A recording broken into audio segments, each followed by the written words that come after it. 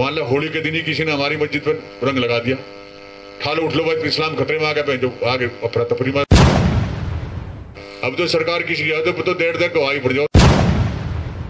एक रिकॉर्ड कर रहे, अगर मैं इसमें किसी को गाली दे दी, कोई इस्लाम के बारे में बोल देगी, ऑप्शन था लोग के लिए, तुमने बदल दिया इसको भीड़ में। इस मंदिर बच्चे पता नहीं कितने कत्लेआम हो गए। कैराना में नशे का प्रकोप काफी है। ये अमन शांति के लिए हम पैदा हुए, हमारी सरकार है, तुम्हारा परिवार। मैं तुम्हें किसी की सरकार हो, हम भी रिटायरमेंट हो जाने 3 साल बाद, हमें भी सरकारी देखनी। क्या होगा? मुकदमे तुम पे नहीं लगे, कोई तुम्हें कोई पुलिस सरकार किसी की कोई इंसान बदलता है, नियम कानून भी रहते हैं, कुछ गुंडे बाहर निकल जाते हैं, कुछ दलाल बाहर निकल जाते हैं, धारा वही रहती है। चोरी करोगे चोरी भी निकल जाएगा। लेकिन कुछ सरकारों में क्या हो जाता है, आजादी, छूट मिल जाती है। लेकिन मैं तुम्हें ये बताने की 5-6 काम करोगे, सरकार किसी का हो, तुम्हें 5-6 काम अगर तुम नहीं करोगे तो तुम्हें कोई पकड़ नहीं जाएगा, चाहे सरकार किसी के आ जाओ तुम्हारी तरफ से। क्या? एक तो अपने घर में, मैं अपराध शास्त्र की बात बता रहा हूं। अपराध शास्त्र का मतलब है कानून, कि अपराध कैसे घटते कैसे बढ़ते हैं। किसी भी मजहब में ये नहीं कहते कि अपराध करो, किसी का गला काटियो, किसी से चोरी कर लो, किसी की लड़की छेड़ दो, कहते भाई कहीं कुरान शरीफ की कोई आयत में लिखा हो, कहीं हमारे पैगंबर साहब कहे गए हो तकरीर में, हदीस में, कहीं गीता में लिखा हो, कहीं कुछ है ही नहीं। क्या है मतलब असली मतलब तो बता रहा कि देखो, किसी और के धर्म में रहो, इस्लाम धर्म जब मुझे 2-3 चीजें बहुत बड़ी लगता। एक इनके यहाँ सबसे बड़ी गाली हराम, इससे बड़ी गाली तो बहुत कच्ची तो कसाई को मोहल्ले में जाके देखो भाई। लेकिन सब एक आम गाली है हराम। हराम तो बड़ी कोई गाली नहीं। और नशे को इस्लाम में हराम शब्द कहा गया है। कहानी का हराम यानी कितनी नफरत करते हैं नशे से।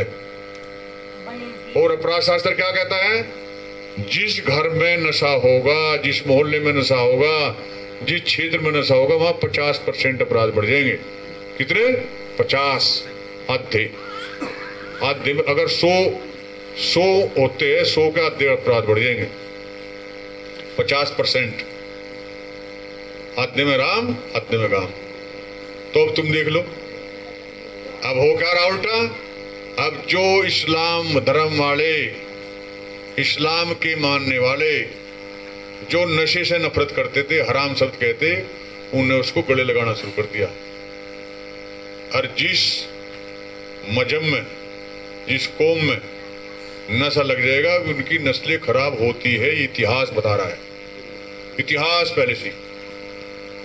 तो अब तुम देख लो क्या कर रहे हो। और कैराना में नशे का प्रकोप काफी है, इसीलिए अपराध 50% या बढ़ रहे हैं।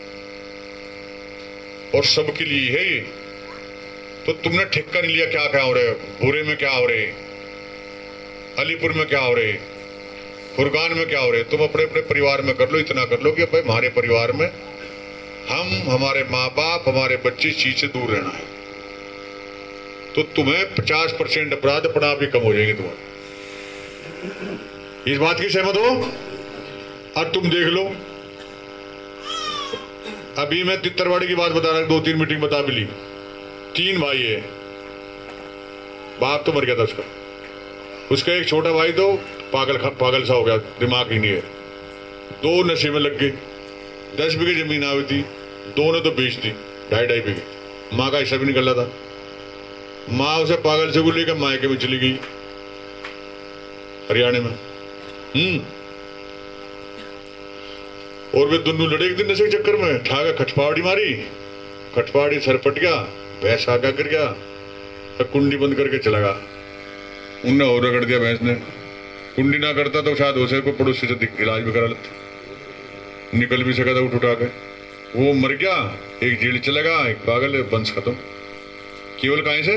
नशे से, शराब की आदत पड़ी थी। नशा कुछ भी हो,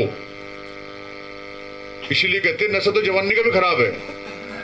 कहते नहीं भेड़ को जवान नहीं आती, नशा तो हर चीज का खराब, लेकिन ये जो नशा का मतलब क्या है, जो हमारे मस्तिष्क को शैतान बना दे। नशा करते ही आदमी शैतान का रूप कर लेता है, और शैतान तो भाई किसी का भला चाहता ही चाहता है। तो शैतान मत बनो, फरिश्ते हम बन नहीं सकते, लेकिन नशा करके शैतान हम जरूर बन जाएंगे, और शैतान तो शैतान ही होता है। तो इससे बचना है। 50% अपराध कम हो जाएंगे, 22.5% अपराध और कम करने हो तो जुए सट्टे को दूर रखो। अपने घर में, अपने मोहल्ले में जुए सट्टे को बंद, क्योंकि ये बीमारी ऐसी होती है जुआ सट्टा। जिसके घर में जुआ सट्टा लग गया, वो एक दिन में सोचा है एक दांव और लगा दे, क्या पता लिकट जाए, एक और लगा दे लिकट जाए, 1 के 10 हो जाएंगे।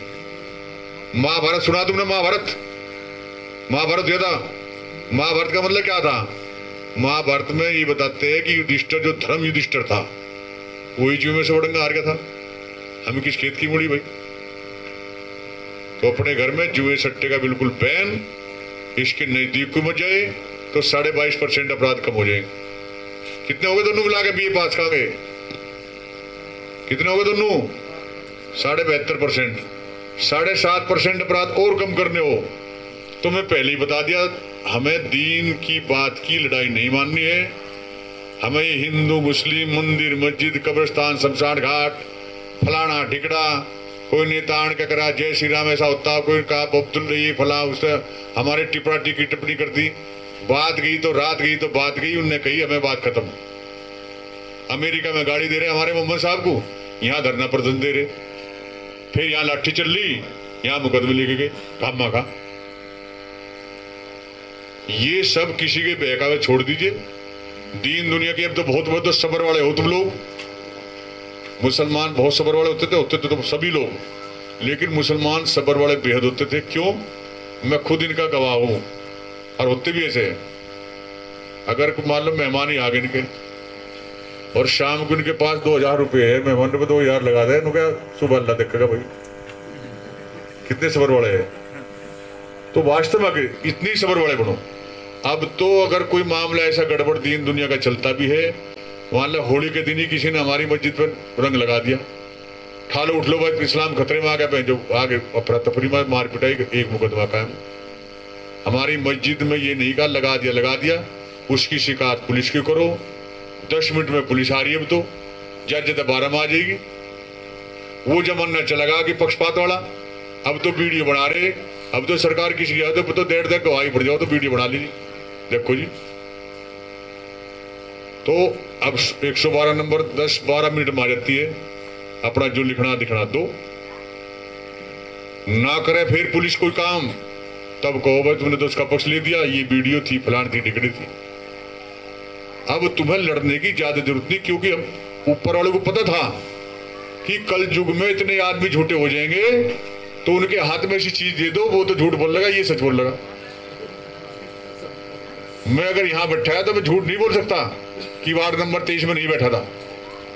पता था ऊपर वाले को कि साले उस समय जो है 1990 के बाद में 2000 में आदमी झूठा हो जाएगा, कोई बचेगा, प्रेम राणा जैसी बचेगा।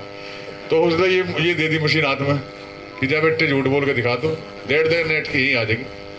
और ये जाल है, नेट मीन जाल और इंटरनेट मीन महाजाल। इसमें फंसा आदमी फंसा रहता, निकल नहीं सकता। मैं यहां बैठा, कितने टाइम बैठा, इसकी सब खबर आ जाएगी। एक रिकॉर्ड कर रहे, अगर मैं इसमें किसी को गाली दे दी, कोई इस्लाम के बारे में बोल दिया कि प्रेम राणा तो इस्लाम का विरोधी है, मंदिर के बारे में बोल दिया मंदिर का विरोधी है, तो बोल ही नहीं सकता। तो इसलिए तुम जो है सब्र रखो, किसी की सरकार आए, तुम्हें दीन दुनिया पे ज्यादा नहीं लड़ना है।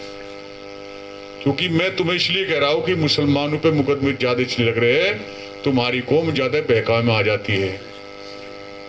भीड़ तंत्र को लोकतंत्र खबर कर दिया। लोकतंत्र था लोग के लिए, तुमने बदल दिया इसको भीड़ में। और भीड़ में बुद्धि नहीं होती, और फिर होशियार तो निकल जाता आग लगा के, और फिर तुम पे लगते। और ज्यादा दबाव पड़ता है तो बिना गिरफ्तारी के चार्जशीट लगा दे, यहां साइन कर दे, यहां अंगूठा लगा दे, यहां कर दे, 4-6 साल में फिर वो आता है। अभी कंडिल्ला में 6 साल पहले 2015-16 में मुकदमे लिखेंगे, कोई मर गया हो, जाम लगा होगा। अब 60 लोगों के अब वारंट निकल रहे, जिनने मुकदमा लिखा था वो पेंशन जा लिए, कुछ गवाह जा लिए, अब निकले वारंट। इलेक्शन का टाइम भगदड़ बीच रही, हाई कोर्ट बंद, हम दमादम मारे, नेता फोन कर भाई हमने क्या करा, भाई वारंट है, कोर्ट का वारंट है। तो ऐसे चक्कर में नहीं पड़ना है। आप बुद्धिमान हो रहे साहब, धेड़ देकर निकल जाओ, क्योंकि इसमें ना फंस जाओ तुम लोग। अगर दिखाई दिया कहीं आग लगाने वाला तुम्हारा नेता डुगडुग बजाने वाला है तो चुप निकल लो पीछे, क्योंकि वो तो निकल जाएगा, तुम फंस जाओगे। अपना वोट वाले दिन वोट देना। हम लोग तुम काले को तो धोड़े को, तुमसे क्या मतलब, तुम्हारा नेता बनेगा, तुम्हारा जो कुछ होना तुम्हारा होगा, हमें क्या मतलब।